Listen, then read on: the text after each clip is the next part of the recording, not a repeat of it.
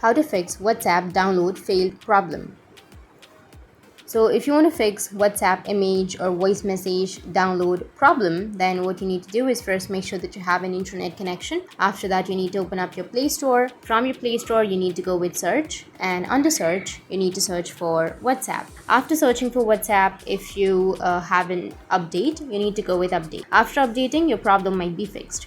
If that doesn't fix your problem, then you just need to simply go back and you need to tap and hold on to your WhatsApp. Go with the app info. From the app info, you need to go with storage and cache and go with clear cache.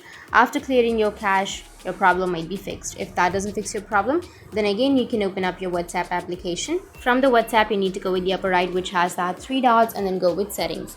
Now under settings, you need to scroll down, go with storage and data, and from here you need to go with media auto download. So select when using mobile data and turn on all of the options of photos, audios, videos, and documents. Go with OK and go with when connected on Wi-Fi. Make sure that you've selected all of that again. After selecting all of these, your problem will be fixed. Your download will be fixed. You'll be able to download your images, voice messages, videos, and everything. That's it. And if you have any questions, feel free to comment below. Thanks for watching.